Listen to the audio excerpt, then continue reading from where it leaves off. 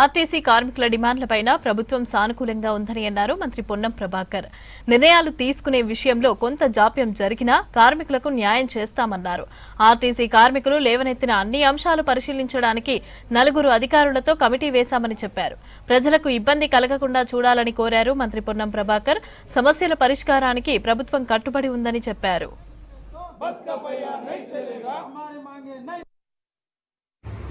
RTC కార్మికులకు సంబంధించినటువంటి సమ్మె పరిష్కారము, ప్రయాణికులకు సంబంధించి ఇబ్బంది కలగద్దనేటువంటి ఆలోచనతో వాళ్ళన్నీ కూడా ఇప్పటికే ప్రభుత్వం ప్రతి అంశంలో సానుకూలంగా ఉంది. నిర్ణయం తీసుకునే అంశంకు సంబంధించినటువంటి కొంత తాత్పర్యం జరగచ్చు. ఏది ఏమైనా ఇప్పుడు అధికారులతోటి అన్ని రకాల అంశాలను చర్చించడానికి 4 వారాల కాల వ్యవధితోటి కమిటీ ఏర్పాటు చేసినాం. నేను ఆర్టీసీ ప్రజలందరినీ కూడా మరి కమిటీకి వాళ్ళ యొక్క అంశాలను విన్నవిస్తే గౌరవ ఉప ముఖ్యమంత్రి గారు నేను ప్రభుత్వం తరఫున కూర్చొని అధికారుల దగ్గర నివేదిక తీసుకొని అదేవిధంగా అవసరమైన ఉద్యోగ ప్రజలందరితో కూడా కలిసి తప్పకుండా అన్ని సమస్యలు పరిష్కరిస్తాం. దాదాపు 65 లక్షల మంది ప్రయాణికులు రోజు, అందులో గ్రామీణ ప్రాంత పేద ప్రజలు రోజు ఉపాధి కోసం శ్రమపడేటువంటి వాళ్ళు ప్రయాణించేటువంటి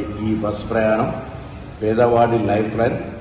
దాని ఉద్యోగులుగా మీరు, ప్రభుత్వంగా మనము కలిసి ఇబ్బంది లేకుండా చూసే బాధ్యత ఉంది.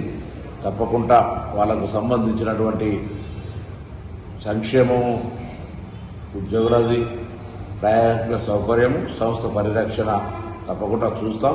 కాబట్టి ఎటువంటి బేసిజన్ పోకుండా అధికారులకు సంబంధించినటువంటి సమస్యలన్నీ నివేదించమని వారితో అందరూ కూడా ఉన్నత అధికారులు వారి ద్వారా ప్రభుత్వంకు నివేదిక తీసుకొని వాటన్నింటినీ పరిష్కారం చేయడం జరుగుతుందని నేను